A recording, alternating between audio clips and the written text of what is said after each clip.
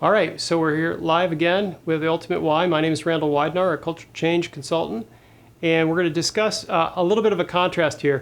People often ask me, how do you run a business when your ultimate game or ultimate goal of the business is a relational one of connecting well with people?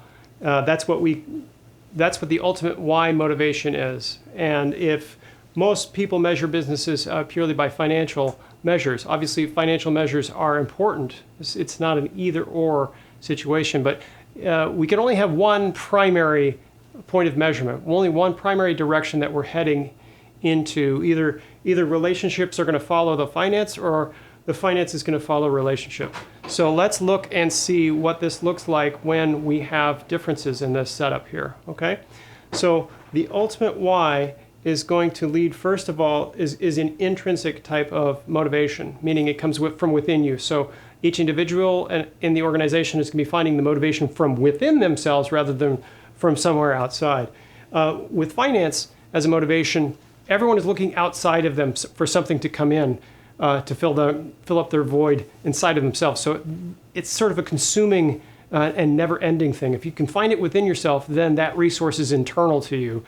And the resource here for motivation and for satisfaction is external to you. So here, employees in general, according to surveys, when you have this relationship focused, are more engaged because you're focused on the relationship. And conversely, when you're focused on finances, the ultimate one, you're not as engaged. It's usually about a 70-30 mix, and so you'd have 70% engaged here and 70% not engaged on this side. Those are general tendencies, not a rule across the board, but that's the way numbers generally tend to stand up when we do surveys and studies of these things. So how are we approaching what I like to call the community, the people that you're serving? Here, in this way, you're trying to create value because that's a relational proposition. And here, you're wondering, am I going to get paid? You're trying to ultimately extract money from the people that you're serving. That's your goal. That's your primary goal. People, some of these organizations that are like this, obviously there's going to be some nice people down there doing nice things, but ultimately the bottom line is how much can I extract from the people that I'm serving? And we call them consumers, and over here we would call them the community that you're serving. So just a slight difference there in how you approach the people that you're working with and the community, your consumers, your clients, the people you're serving. And here on this side, this is kind of the ethical column. So I don't see any generally ethical problems that come about when you have a relational focus because you're having the other's best in mind always.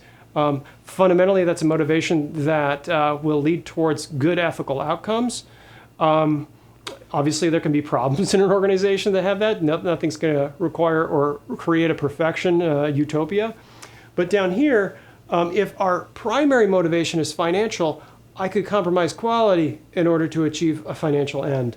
I could somehow compromise integrity in order to achieve a financial end because finance is my first. Integrity is not my first value.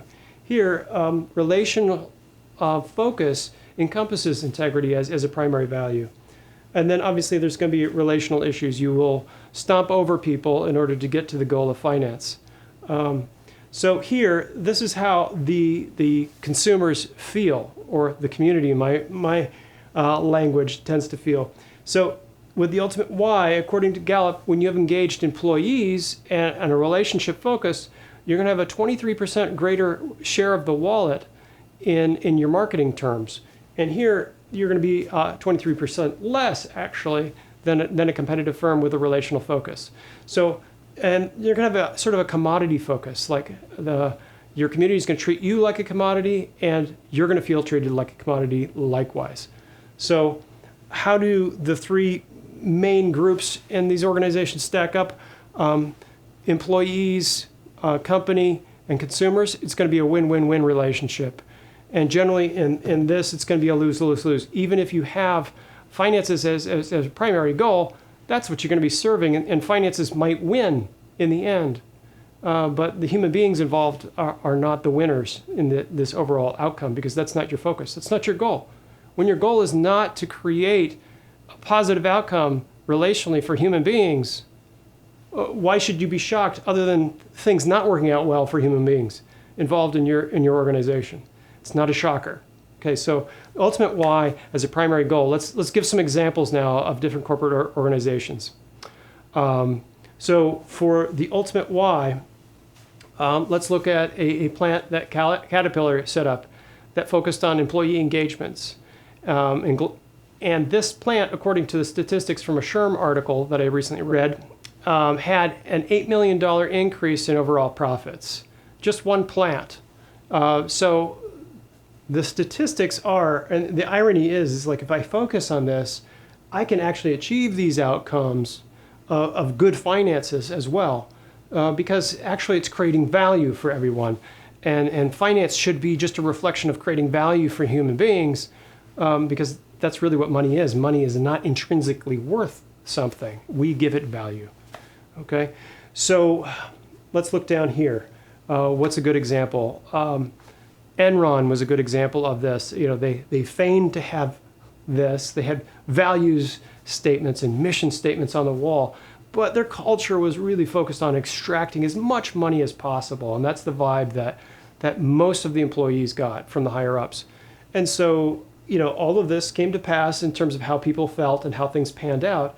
And ultimately, they're no longer in business because of their ethics violations, of the way people felt treated by them. Ultimately, it wasn't a relationally focused organization, and these things panned out. So that's a brief overview of what it's like to have a company that is focused primarily. What is the primary focus, the one focus that you have? It's not that when you focus on the why, the ultimate why, other things that are good don't ensue. They do. It's just that when we make this our primary focus, we lose out on many things that we set out for as human beings to live life for. Why are we living life? The ultimate why says we're living life for ourselves, the teams we work for, and the communities we work for. Those relational focuses are the primary thing, the primary motivator for every human being and every organization. And so thanks. Subscribe and like our channel if you'd like to follow us every week. And also you can follow us on our other social media. And we'd like to keep you up on our weekly vlog. So stay tuned, and we'll talk to you next week.